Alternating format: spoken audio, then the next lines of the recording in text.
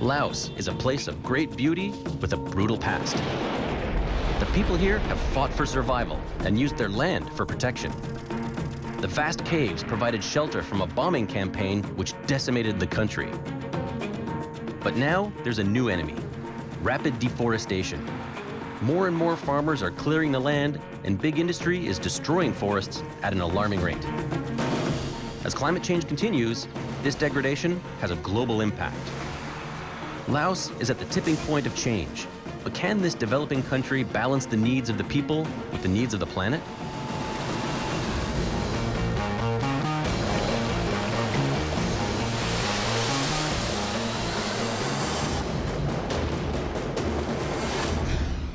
I'm in Southeast Asia, in the small landlocked country of Laos. I've landed in the capital of Vientiane. Laos is one of the last remaining communist countries in the world. Here, the pace of life is slower. The people are poor, but rich in tradition and history. Every morning, the local monks walk down the street to the temple, and people give them food, and that's their sustenance for the day. Its geography is breathtaking. Limestone formations, called karsts, are surrounded by lush forest and a land rich in resources like timber and minerals. But increasingly, this small country is under big pressure. Its climate is changing, the dry seasons are getting longer, and its disappearing forest is causing global concern. I'm on a journey to find the source of these problems. I'm starting in central Laos, in the Shanghai province, to learn about an old and controversial farming practice. The smell of smoke is thick in the air. It looks like it's foggy, but it's actually smoke up in the mountains. The ground is on fire as farmers burn their land, clearing it to plant new crops. It's called slash and burn and happens for 4 months every year during the dry season. On the hillside behind me is a really good example of a typical slash and burn for here in Laos. What the farmer has done is cut down the old vegetation, let it sit and dry out for a while, and then set it on fire to get it ready for the next crop. Farmers are poor, and the terrain is steep and difficult. Slash and burn is the most practical technique they have to fertilize the soil and grow their crops. Wow. Got a significant burn operation going on here. It's an agricultural practice dating back thousands of years. It's not pretty, but it is effective. During the burn, carbon enters the atmosphere as CO2. But after, a mineral-rich residue of potassium, phosphorus, silica, and other minerals are left, providing nutrients for the rice crop. Dr. Terry Bolger is a scientific advisor to the Lao government. He's been studying the practice firsthand. He tells me what happens next. Then you have the ash on the ground, and you've opened up the ground surface. So in a few weeks' time, when the rain comes, then they'll plant into this with their crop, most likely upland rice. Very low tech. Yep. The farmer will just go around with what they call a dibbling stick. So it's just a stick that's maybe a bit pointed on the end, and they'll poke holes at about 25 centimeter intervals, and then in each hole they just drop a few rice seeds. In the next stage, the monsoon rains will fall and help all those nutrients sink into the soil. Farmers rely on the rains to nourish crops, but the dry seasons are lasting longer, so the harvest could be drastically reduced, and that affects entire villages.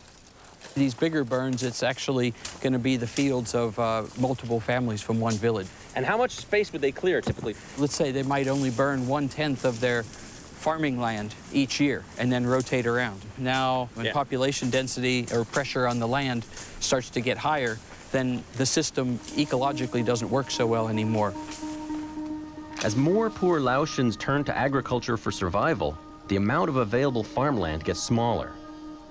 For the farmers who can't afford sophisticated farm equipment and fertilizers, the merits of this technique are obvious.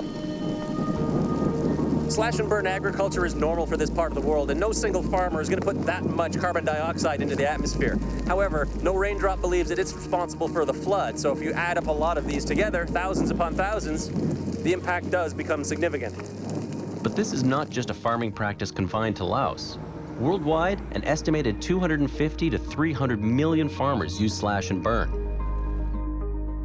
It's illegal in Laos because the government worries that too much of the land is being degraded.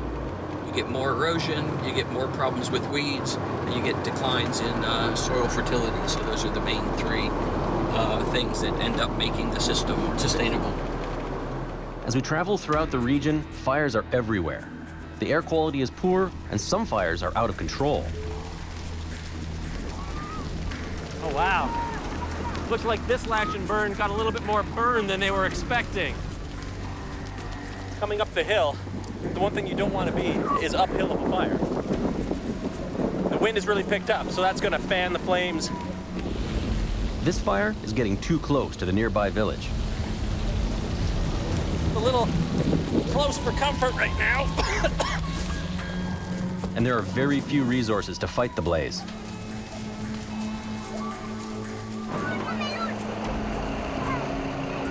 Right now, all these little kids are scrambling down the hill with this fire hose because they're fast and they can get through the bush really, really quickly and get that hose to the fire.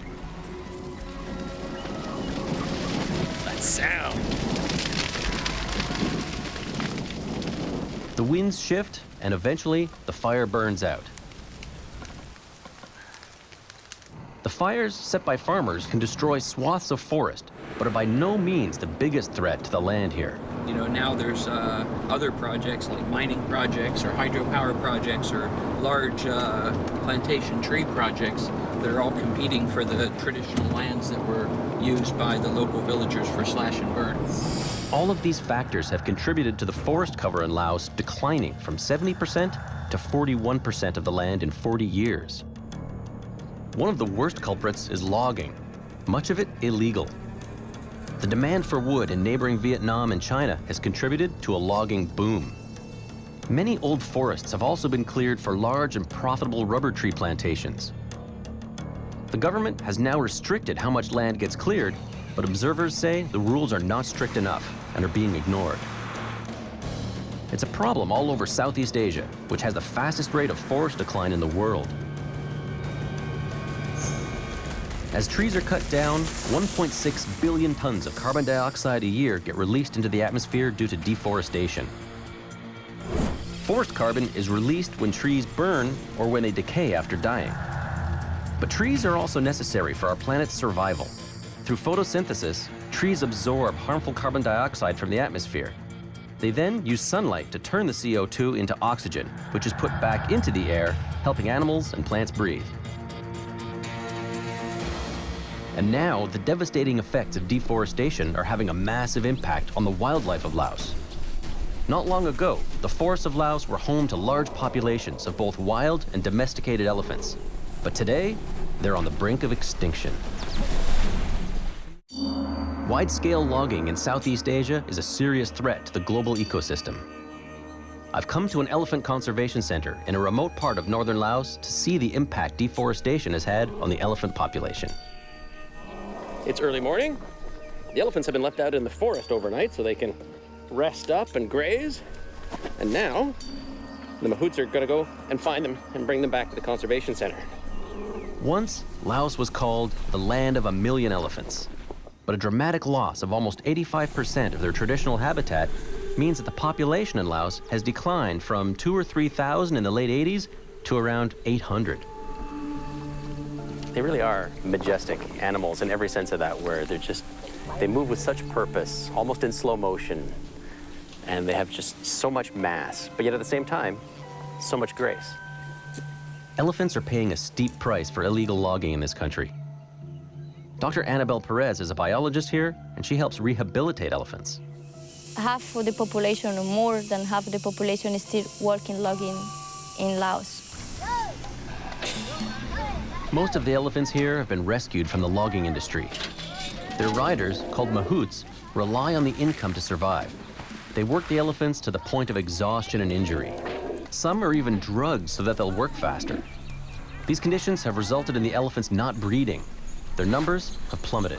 For years and years, we treat them like they are slaves, you know? So, and I think now is the point to change this. It's time now to admire them again and respect them. The center is encouraging mahouts to give up logging and use their elephants differently. They're part of an ecotourism retraining program where they're learning new ways of handling the elephants. Not all the mahouts are bad mahouts, you know. Right. They understand why it's better give food instead to hit them. Touch, voice signals, and food prompts are used while working with the elephants. They want to preserve the tradition of mahouts, but put it to good use in a modernizing world. Okay. There we go. Here we Okay. go. Okay, now you say side. Side, All right. side, Okay. side. And then take your leg now. Use your voice. Trying to remember all the commands. Side. Quiet, quiet. I think that's an interesting thing. This one piece will make 52 layers. Watch on mobile devices or the big screen. All for free. No subscription required. The center also runs a full veterinary practice and a special nursery for newborn elephants. It's pretty amazing watching Mama and the baby. So cute. Set in 250 acres, it's a safe haven away from logging, where the babies and mothers can thrive.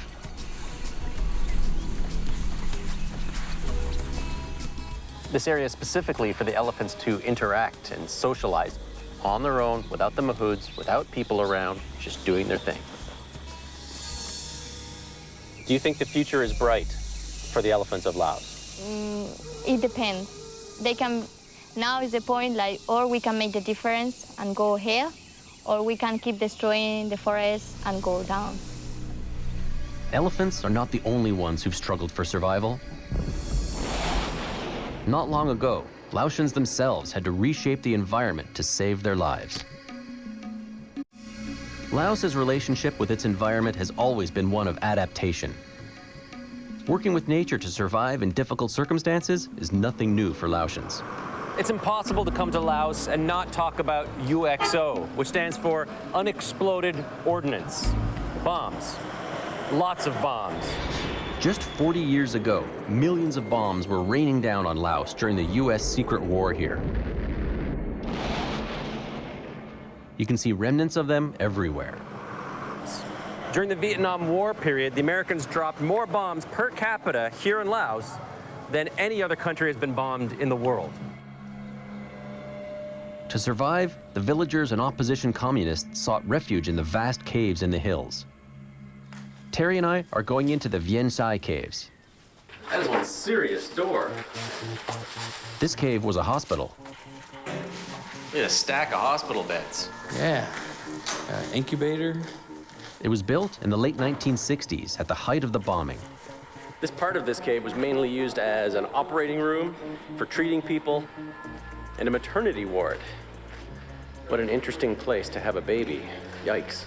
Being bombed in a cave. There were more than 400 caves in this area. Elaborate warrens of tunnels connected eating and sleeping quarters, schools, workplaces, military barracks, and government offices. Up to 20,000 people were living in these caves. They could hide in here for years. It just goes on and on, doesn't it? They knew that they were in for the long haul. They've reinforced the ceilings, expanded some of the passageways.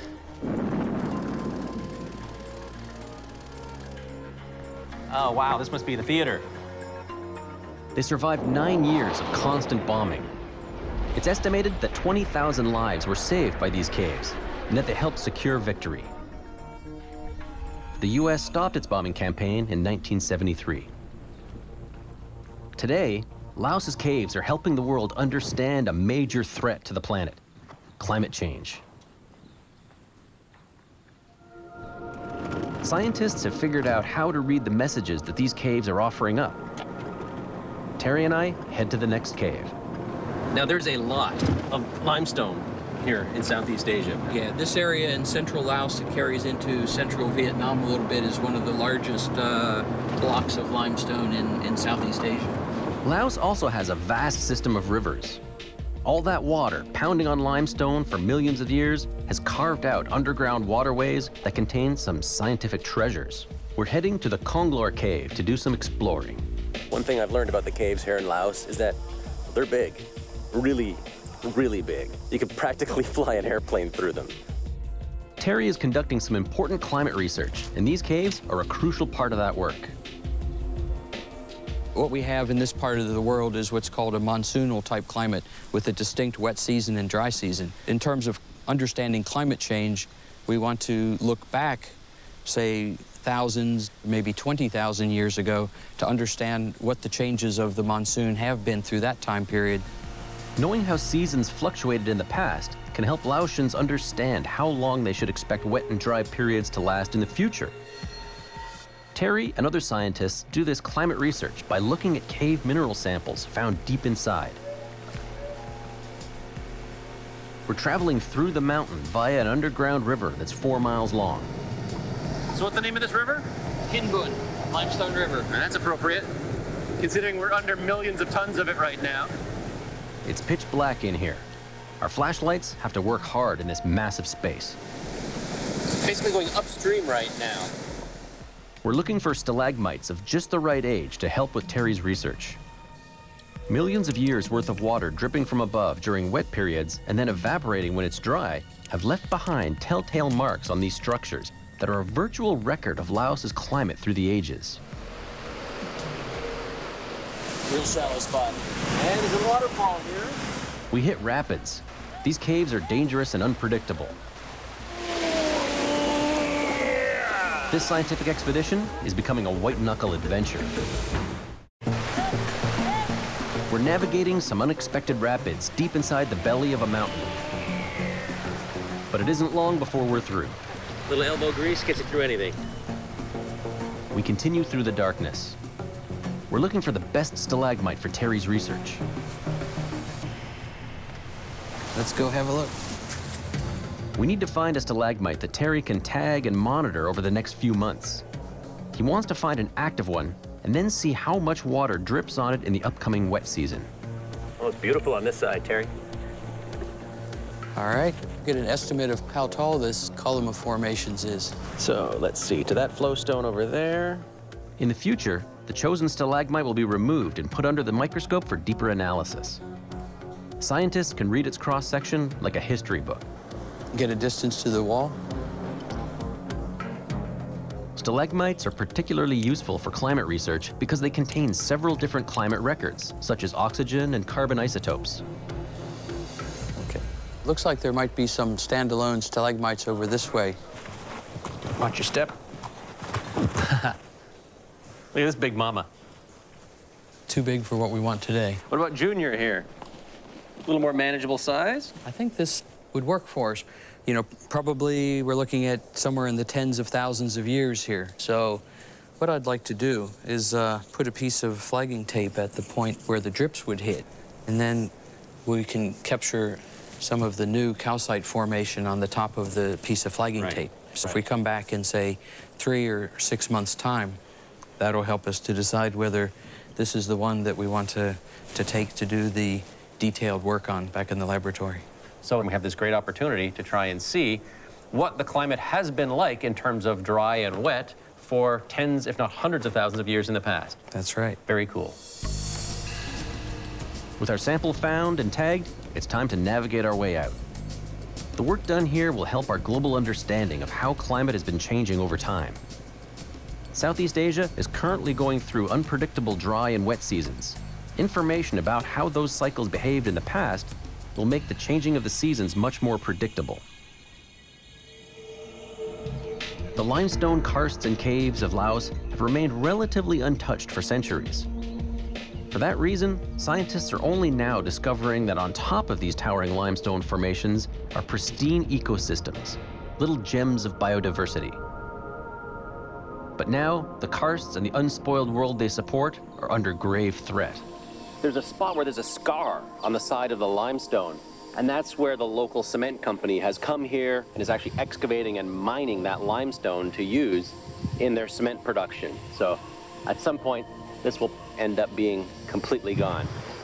Limestone is the key ingredient in cement.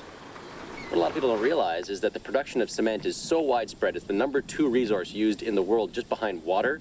And it's actually a tremendous source of greenhouse gases. It takes, I've heard, between 7 and 8 tons of carbon dioxide gets pumped into the atmosphere for every ton of cement that is constructed. Right now, there are 12 cement factories in Laos, but the country wants to increase production to meet the demands of change. In order to modernize, Laos plans to improve infrastructure, such as roads, dams, and housing. Depending on how those plans are carried out, those changes can either be devastating to the environment or have virtually no impact at all. The government will need to take a more active role in the protection and management of its farmland and forests, and resolve to harvest natural resources in a sustainable manner. If they do that, they stand a good chance of being one of the few nations to find a way of modernizing while reducing poverty and fighting climate change at the same time.